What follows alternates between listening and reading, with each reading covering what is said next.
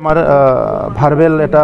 meeting হৈছে আৰু CSD আমাৰ ফৰেষ্টৰ যিটো CSD তেখেতে ৰাতিপুৱা ইয়াত আহি পাইছে আৰু তেখেতসকলে অলৰেডি গৈছে তেখেতসকলক ইনষ্ট্ৰাকশ্যন দিয়া হৈছে কিবা কাৰণত যদি ডাঙৰ ফ্লাড হৈ যায় আমাৰ বন্যপ্ৰাণীখিনি যাতে সেভ কৰিব পৰা যায় ইয়াৰ কাৰণে সকলো এৰেঞ্জমেণ্টটো থাকিব লাগে বুলি আৰু তেখেতসকলে যিবিলাক পইণ্ট ভালনাৰেবল হ'ব পাৰে সেই পইণ্টকেইটা সেই স্পটকেইটা ভিজিট কৰিবলৈ গৈছে আৰু তেখেতসকলে আহি ইয়াত 1-2 বজাত ৰিপৰ্ট কৰিব আমি ইয়াত আছোঁ আৰু আমাৰ water resource minister Piyush Hazarika ডাঙৰীয়া আহি আছে গতিকে আমি এই কথাখিনি পাতি ল'ম এতিয়ালৈকে আমি তেনেকুৱা কিবা ডেঞ্জাৰ হ'ব বুলি ভাবা নাই কিন্তু আগৰ সময়বিলাকতো বহুত ফ্লাড হৈছে আমাৰ এই এৰিয়াত আৰু দুটা কাৰণ মেইন এটা হ'ল কেতিয়াবা ডেমৰ পানী তেখেতে এৰি দিয়ে আৰু এটা হ'ল বহুত বেছি বৰষুণ হৈ থাকিলে ভূটানৰ পানীবিলাক বিভিন্ন কেনেলেদি আহি পেলাই নদীত পৰে তো তেতিয়া মানে ফ্লাডটো বহুত বেছি হৈ যায় আগতো মানাছত পানী অলপ চলপ উঠিছে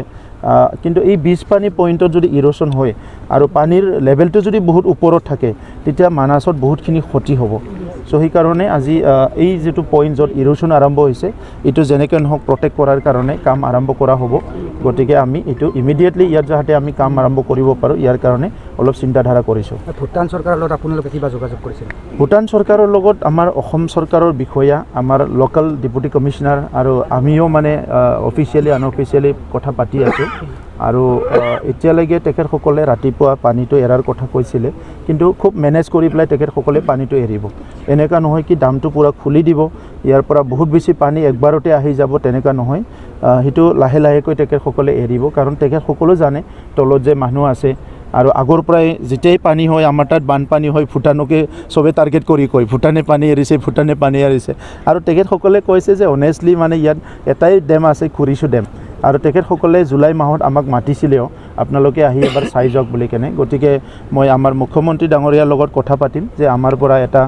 এক্সপাৰ্টৰ টীম যাই পেলাই তেখেতসকলৰ খুৰিছোটো চাই পেলাই তাত কেনেকৈ মানে কি হৈ আছে সেইটো অলপ মই আমাৰ মুখ্যমন্ত্ৰী ডাঙৰীয়াক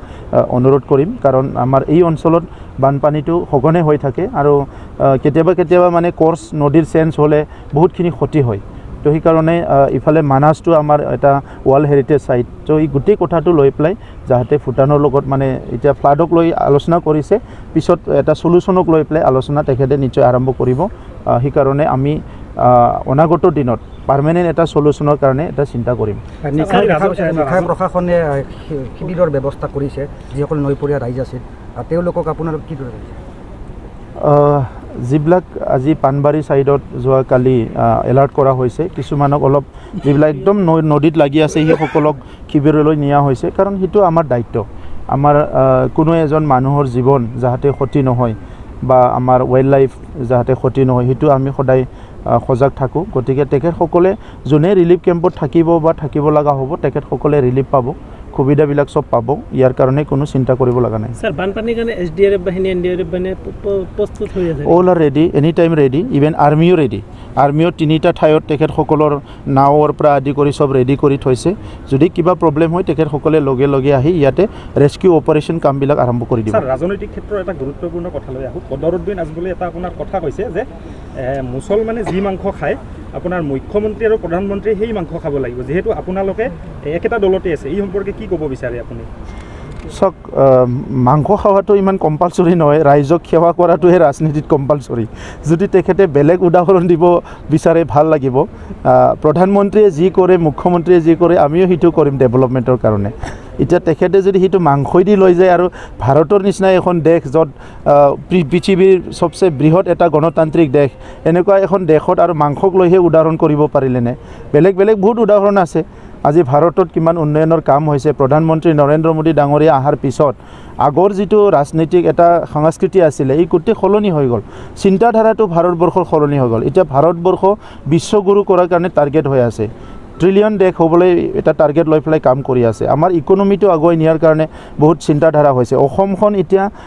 ভাৰতৰ 5খন উন্নত ৰাজ্যৰ ভিতৰত এখন ৰাজ্য হিচাপে প্ৰতিষ্ঠা কৰাৰ কাৰণে মুখ্যমন্ত্ৰী ডাঙৰীয়াই দিনে নিশা কাম কৰি আছে গোটেই মন্ত্ৰীসভাই কাম কৰি আছে বদৰুদ্দিন আজমলে এই কথাটো কি কাৰণত কোৱা বুলি আপুনি তেখেতৰ ৰাজনীতি কিবা থাকিব বা তেখেতে ইমান সিৰিয়াছলি কথাবিলাক লোৱা নাই কিন্তু এইবিলাক বহুত সিৰিয়াছ কথা এজন MP MLA হোৱাৰ পিছত মুখৰ পৰা যিটি শব্দ মানে ওলালে ভাল নহয় আৰু ইমান লাইট টাইট হ'ব নালাগে মই সকলোকে নট অনলি বদৰুদ্দিন আজমল ডাঙৰীয়া মই চবকে ক'ম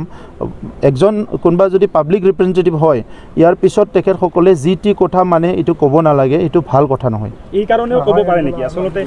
আপোনাৰ মুছলমানক মুখ্যমন্ত্ৰী হিমন্ত বিশ্ব শৰ্মাই সততে সমালোচনা কৰি আহিছে এই কাৰণেও ক'ব পাৰে নেকি আপোনাৰ অনুভৱ চাওক সমালোচনা ৰাজনীতিত থাকিব ডিবেট থাকিব সমালোচনা থাকিব আলোচনা থাকিব সব থাকিব কিন্তু যিয়ে শব্দ বাক্য ব্যৱহাৰ কৰে সেইটো অলপ মাৰ্জিত হ'ব লাগে এইটো পাৰ্লিয়ামেণ্টাৰীন হ'ব লাগে সেইটো আমি সবেই বিচাৰোঁ কাৰণ এজন নেতাই কিবা এটা ক'লে ইয়াত বহুত মানুহে চায় আৰু নেতাবিলাকহে এটা আশা যে সমাজখন আগুৱাই নিয়াৰ কাৰণে নেতাবিলাকৰ ওপৰত ৰাইজে নিৰ্ভৰ কৰে কিন্তু সেই নেতাজনৰ মুখত যদি কোনোবা এনেকুৱা শব্দ বাক্য ওলায় যিটো নেকি পলিটিকেলি কোনো ৰিলেভেণ্ট নহয় আৰু সেইটো আননেচেচাৰী এটা মানে এটা কেওছ সৃষ্টি কৰা তেনেকুৱা কথাবিলাক কোৱাৰ কি দৰকাৰ আছে স্যাৰ কালি 12 বজাৰ পৰা মানে পানী এৰাৰ কথা আছিল যদি এতিয়ালৈকে পানী বৃদ্ধি হোৱা নাই বেকি নহয় কালি 12 বজাত পানী এৰা নাই আজি ৰাতিপুৱা 8:30 পিছতহে তেখেতসকলৰ অলপ এক্টিভিটি আৰম্ভ হৈছে ৰাতি তেখেতসকলে পানীটো এৰা নাই আৰু ফ্ৰিকুৱেণ্টলি আমাৰ অফিচাৰসকলৰ লগত তেখেতসকলৰ যোগাযোগ আছে তো সেইকাৰণে আমি গম পাই আছোঁ কথাটো আতংকিত হ'ব লগা একো নাই পানীৰ হয়তো আহোঁতে অলপ টাইম লাগিব বা ৰেইজো হ'ব পাৰে নহ'বও পাৰে যদি তাত বৰষুণ বন্ধ হৈ গ'ল এক্সেছ পানীটো লাহে লাহে তেখেতসকলে হয়তো এৰি দিব যদি বৰষুণ বেছি হৈ থাকে তেতিয়াহে হয়তো অলপ বেছিকৈ ইহঁতেও এৰি দিব লাগিব বা বৰষুণ হ'লেতো আৰু দাম এৰক নেৰক পানীটো আহি যায়